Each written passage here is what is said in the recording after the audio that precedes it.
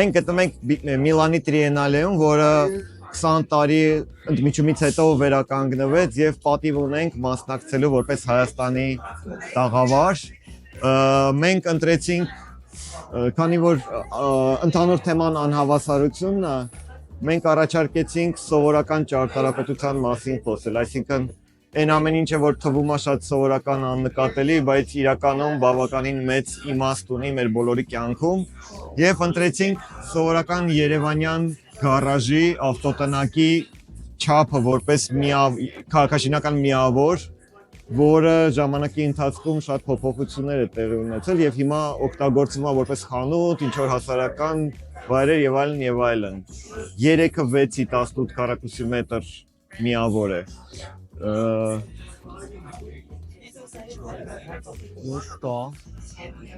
Ուրեմն մեր տաղավարում մասնակցում են 27 արվեստագետներ, ճարտարապետներ, որոնց ընտրել ենք փոքր մրցույթի միջոցով եւ ամեն մեկը մի առարկայի կամ կոմպոզիցիայի միջոցով բացահայտում է այդ սովորականության ֆենոմենը։ Ուրեմն ինձ թվում է ճիշտ կլինի, որ հեղինակները իրանց աշխատանքների մասին պատմեն, ես կարող եմ ես էլ եմ մասնակցում որպես բացի ընդհանուր ավտոտնակի նախագծից նաև փոքր առարկա ունեմ, որը իմ կարծիքով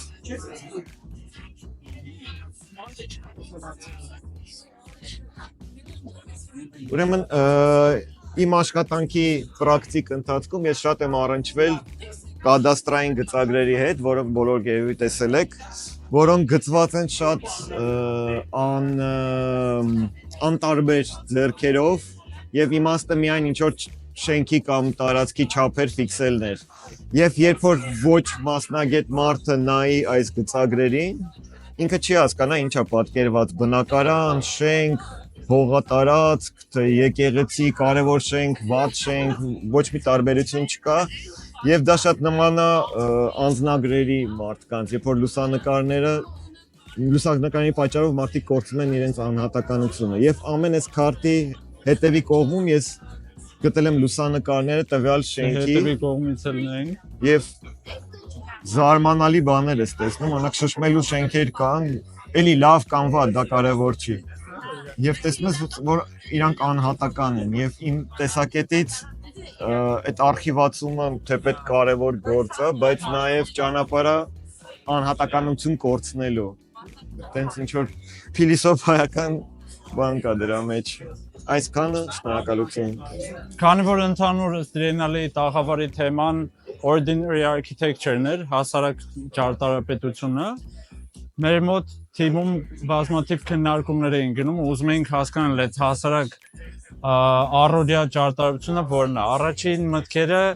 այն ինքնաշեն տներն էին կամ այն շենքերն էին, որոնք մենք սովորաբար չենք ընկալում որպես ճարտարություն կամ ընդհանրապես չենք նկատում իրենց քաղաքում։ Ու մենք վտանգ տեսանք, որ ցուցահանդեսի ընթացքում գտնել ու ցույց տալ ինչ-որ հասարակ ճարտարության օրինակներ կարող է ռոմանտիզացիա լինի, որը ոնց որ ինչ-որ չափով արդարացնում է այն ամեն վատ բանը, որը քաղաքում կատարվում է։ Ու սկսեցինք հակառակ ուղղությամբ մտածել, վերհանել այն խնդիրները ու ձևակերպել այն խնդիրները, որոնք մենք երկար տարիներ քննարկում էինք ու միշտ մեր աշխատանքի մեջ այդ քննարկումները կան։ Ինչ է դառնում ժամանակակից Երևանը, իսկ ընդհանուր առմամբ բազմաթիվ ուրիշ մեծ քաղաքներ, որտեղ տեղի ունենում շատ մեծ քանակի կառուցապատում, որը փաստացի ճարտարություն չի, այլ շինարարություն է, որտեղ այդ կառուցապատվող քառակուսի մետրերն վաճառքի համար Երևանի պայմաններում հիմնականում դրանք անիմաստ, անհասկանալի հատակագծերով բնակարաններ են, որոնք մենք տարբեր նորակառույց շենքերից գտանք ու փազելի նման սկսեցինք հավաքել դիստոպիա, անտիուտոպիա հիշացնող քաղաքի հատակագծի, որտեղ չկան փողոցներ, չկան շենքեր, այլ կան անվերջ լաբիրինտի նման իրար հետևից միաձուլվող բնակարաններ, որոնք չունեն լուսավորություն, չունեն անցումներ, ու ամենացավալին, որը ժամանակակից Երևանի խնդիրներից է, որ մենք չունենք աշխատող հանրային տարածքներ, հրապարակներ ու հանրային տարածքներ ու փաստացի ցավալի փաստա, որ առևտրի կենտրոնները, մոլերը դարձել են հանրային տարածք, որտեղ այս բնակարաններում ապրող մարդիկ ժամանակ են անցկացնում իրենց ընկերների, ընտանիքների ու երեխաների հետ առևտրի կենտրոններում, որոնք այս դիստոպիա քաղաքի հանրային տարածքն են դարել։ Ու սա այստեղ ուշադրություն դարձիք, որ այս քաղաքի հատվածը սահման չունի, որովհետև սա ոչ թե ավարտուն բջիջ է, այլ սա անվերջ դիստոպիա քաղաքի ընդամենը մի ֆրագմենտն է, որը կարող է մտովի շարունակվել անվերջ։ Շատ երկար ժամանակ մտածում էինք ինչ ներկայացնենք ու ինչն է բնորոշիչ Երևանի, ես շատ գերնպատակ կար Երևանի մշակույթը ներկայացնելու ու հասկացանք, որ Երևանի բակերի թեման շատ արդիական է մինչև այսօր, հին ժամանակվանից եկած, մինչև այսօր շատ արդիական է Երևանի բակերը, այսինքն մարդկանց շփումը, մարդկանց կապը, socializing-ը, այսպես ասած, ոնց որ շատ հայտնի է այսօր այդ օգտագործել ու հասկացանք, որ Երևանի բակերը դա դառել է սիմվոլ, որի մասին ոչ թե կարելի է միայն խոսալ ու պատմել հուշերում, այլ դա կարելի է նաև արտիֆակտ սարքել ու բազմիցս օգտագործել տարբեր ձևաչափերի մեջ։ Ու տենց եկավ իդեա օգտագործել այդ սաղ իդեաները ներկայացնելով այս մեր կոնցեպտը, որը բնորոշում է Երևանի բակերի կոնֆիգուրացիան, այսինքն սա Երևանի յուրաքանչյուր բակի սինտեզ է, սիմբիոզ է, հավաքագրած մի էլեմենտի մեջ, այս լույսը այդ մարդիկ են, որոնք մեջը անընդհատ վառվում են, այսինքն այդ ջերմությունն է մարդկանց, որոնց լույս է տալի, հենց այդ մշակույթն է, որը մենք չենք ուզում կորցնենք, ցավոք վերջի ժամանակներում մի քիչ սկսել է թուլանալ, բայց մենք ուզում ենք ակտիվացնենք։ Այսինքն մենք ասում ենք, որ մարդը լույս է, իսկ Երևանի բակերը այդ են միջավայրն է, որը մենք պարտավոր ենք պահենք, իր մեջ ապրենք, խոսանք, շփվենք, ու դա այնտեղն է, որտեղ անընդհատ ուզում ես վերադառնաս։ Շատ կարևոր է ճարտարապետության մեջ տեղ, որտեղ դու միշտ ուզում ես վերադառնաս։ Օրինակ ես այսօր կանգնած Միլանի ես տաղավարում, ուզում եմ վերադառնամ իմ երևանյան բակ։ Ինձ թվում է այդ ենք ուզեցե պատմենք, այս սրա մասին է սա ամեն ինչ։ Что я тебе должен рассказать? Две вещи я могу тебе рассказать. Вот про тот синий объект я могу тебе рассказать, что вы все знаете лучше меня, что в Ереване очень плохое регулирование градостроительное. Нету зонинга, нету кодинга. И если плотность более-менее зарегулирована с этими 40, 20 и 40%, то про высоту никто ничего не знает. И все пытаются торговаться. И поэтому все пытаются добавить плюс один этаж к своему проекту, потому что потом этот этаж мэрия попросит снести. И так невозможно проектировать, когда здание проектируется одновременно в двух высотах. Какую хочется и какая будет. И мы подумали, что у этого должен быть какой-то смысл, не только же жадность. А смысл очень простой. Этот верхний этаж должен быть принесен в жертву. И мы подумали, что существует такой ритуал, как жертвоприношение верхних этажей. И однажды все собираются и сжигают их. Это чудесное, красивое зрелище. Виртуально сжигают, но какая-то магия происходит в этот момент, и твой проект согласовывается.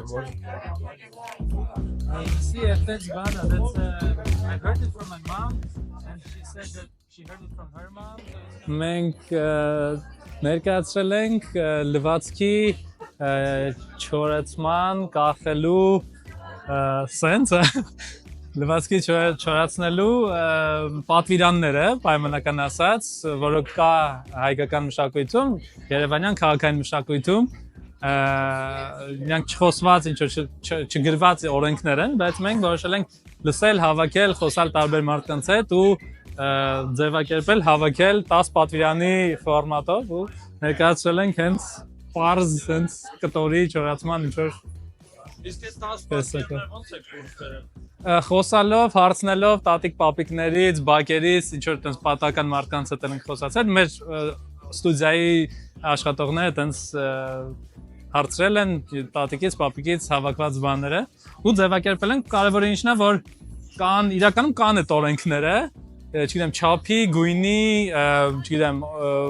նյութի հետ կապված այս, չգիտեմ, սա նրա հետ չես կախի, այս կտորը նրա հետ եւ այլ։ Ու մենք նաեւ վիզուալ ուղղակի հերթականությունն ենք դասավորել տենց, որ ինքը վիզուալ այդ շարքը ստացվի, բայց կա, չգիտեմ, օրինակ տենց բան կար, որ ես մամայից եմ լսել, որ տատիկից է լսել, որ օրինակ մանկական շոյերը չեն կախում գիշերով, որովհետև չար հոգիները կգան կտանեն։ Չոզած, հա, այդ վերջինն է, օրինակ այդ տենց ինչ-որ կիսա բան, տենց միֆական բան է, բայց էլի քաղաքային մշակույթի ինչ-որ մի մաս է։ Так вышло, что у нас оба объекта довольно герметично архитектурные. И есть такое обычное дело, когда все проектируют, и культ вида на Арарат, он очень часто продается. И такие квартиры, которые с видом на Арарат, ради них дом может изгибаться, как-то поворачиваться и влиять вообще на образ. В таких домах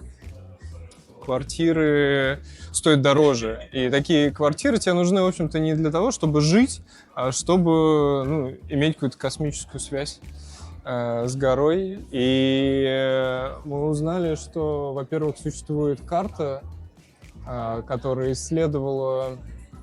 в 70-е годы точки в городе, откуда виден либо Арарат, либо Арагац. И это, во-первых. А во-вторых, существует такой термин, как Ахпаритун. Мы о нем недавно только узнали, но это довольно интересная вещь, опять же, в глобальном контексте, в контексте темы inequalities, что есть некий потенциальный покупатель у проекта, который будет из диаспоры, и ему приятно иметь квартиру с видом на Арарат. Всем, конечно, приятно, но он будет готов переплатить за эту квартиру, но он в результате не живет в этой квартире, а у него есть квартира, которая смотрит на Арарат. И таким образом это более дорогая квартира, в которой никто не живет, но оттуда можно видеть Арарат. И мы представили, что есть такой какой-то абстрактный сайт, собранный по мотивам реального сайта, в том числе недвижимости в Ереване. И если зайти на сайт недвижимости в Ереване, там есть галочка, которая называется «Вид на Арарат». Она фильтр прям. Ты можешь выбрать цену, количество комнат и вид на Арарат. То есть он прям первый, второй, третий. И приоритет очень высокий. По нему сразу все фильтруется. И мы подумали, что сайт, который для такого покупателя из диаспоры целенаправлен, в нем должна быть только эта галочка «Вид на Арарат», и она продает более дорогие квартиры, в которых, к сожалению, никто не живет. И таким образом эта идея inequalities воплощается в архитектуре. Դե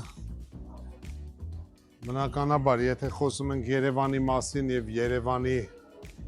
ordinary architecture-ի մասին, միանգամից գալիս է միտք, իսկ ինչն է ordinary, որը սարքում է այն ինչը իրանից սարքած է ոչ ordinary, եւ դա հենց բնական քարն է մեր, այսինքն դու բնական քարից, եթե լավ տաշած քարից լավ շենք է, ինքը արդեն ինչ որ որակներ ունի, անկախ իր ճարտարապետական որակից, արդեն իր արժեքը արդեն որոշ չափով ավելացրած է։ Մեր համար ordinary, այսինքն մեր համար հասարակ եւ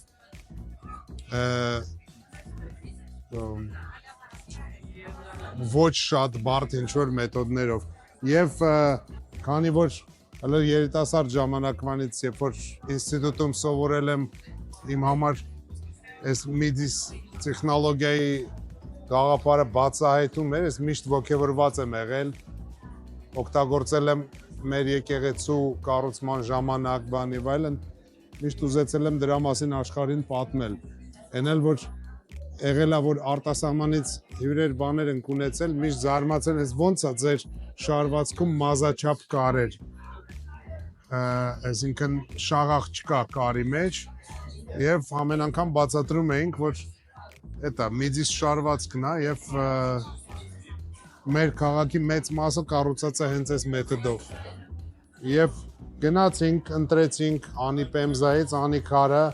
Ծիրանի երանգի։ Ընտիր տպավորություններ այդ սաղ այդ գնալ ընդեղ, հետո դուրս գալուց մի հատ երերույք նորից մտնել, երերույքի պատերի վրա կլասիկ միդիսը տեսնել, ֆոտո անել, բան եւ այլն, ու տենց կենթանի մարդկանց հետ աշխատել, որոնք ձեռով իրանց շունչը մնացել է այս քարի ծալքերի, այս ջարդվածքների մեջ, իրանց հետ աշխատել եւ ստանալ օբյեկտ, որը հենց ոնց որ եւ ինքը կոչվում է իր պարզության մեջ որոշակի վարպետություն է պահպանել հենց բետոնի մեջ իր ու ասենց ինչ որ բանի ենք եկել ու որպեսզի ինքը մի քիչ էլ հենց ստանա ոչ զուտ շինարարական էլեմենտի տեսք հրավիրեցինք մեր հրաշալի քանդակագործ Հարութ Կարապետյանին, որը այս վերջի խազերը քաշեց վրան, դարձրեց իրան որոշ չափով արվեստի գործ։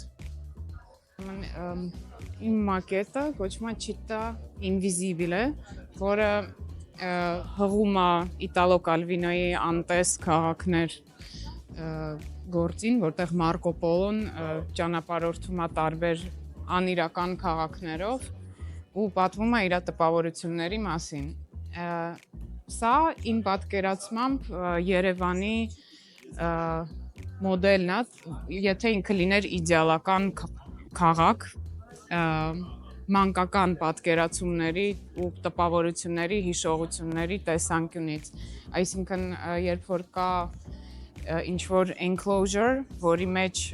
մեկ էլ այսենց անսպասելի եկեղեցի է դիմացը դուրս գալիս ու այդ տպավորությունը շատ վառ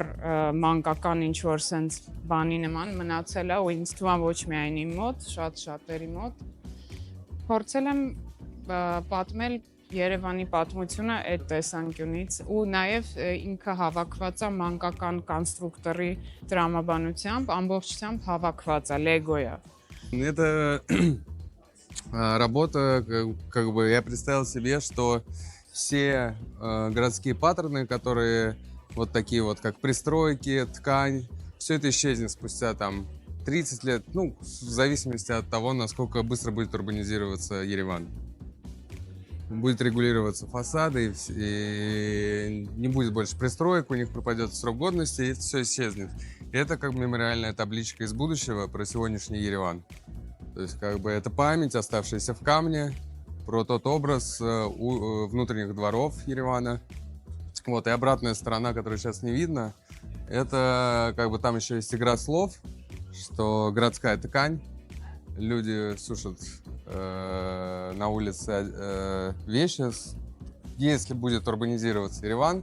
то как бы такой среды социальной внутренних дворов,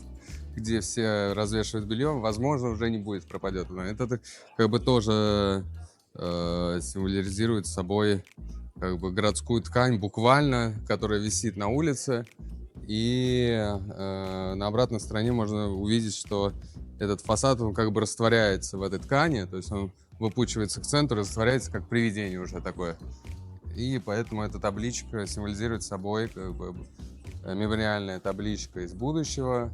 про сегодняшний Ереван. И она сделана в стилистике, как будто это археологическая находка, которую откопали. И вот в этой ребристости всей, вот в этой неровности, как будто бы это старая находка. Ну, это сделано с акцентом на то, что как бы это из будущего, про то, что у нас сейчас, это уже старое. House today, history tomorrow. 700 նկար է Երևանի տարբեր շերտերի, որտեղ որ դոմինանտը կակրազենա ինչը որ անանուն ճարտարապետություն ավակի որոշել են որ կառուցեն։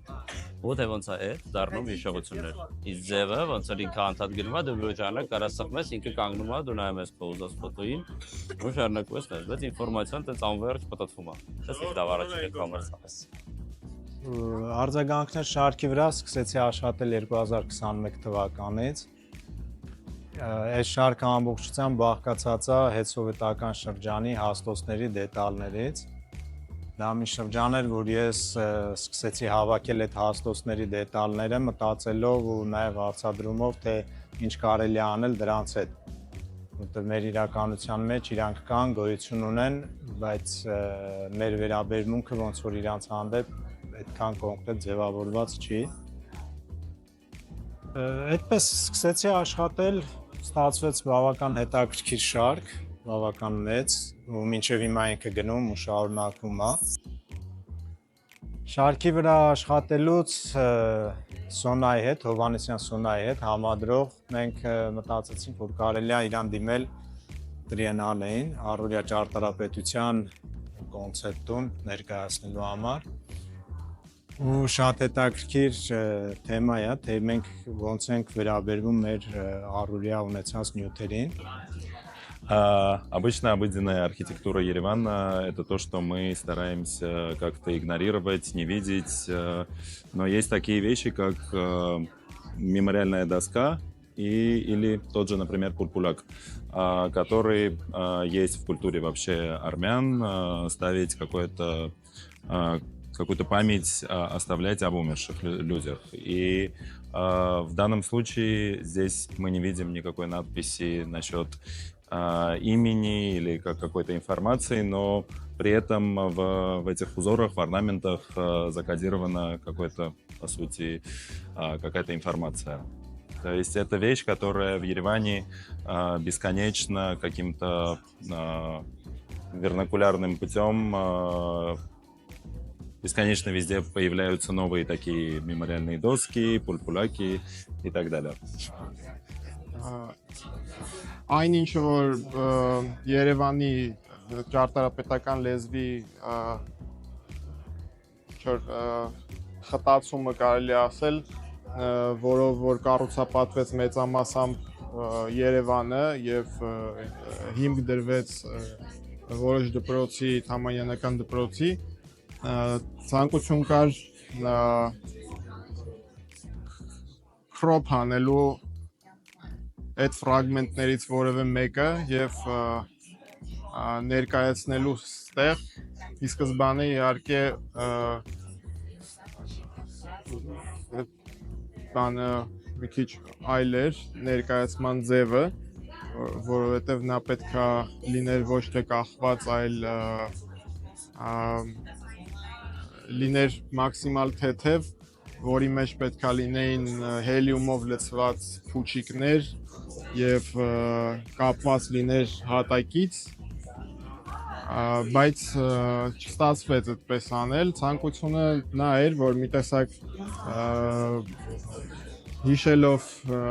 Ռոսիայի Teatro del Mundo-ն Վենետիկում, այդ լողացող թատրոնը,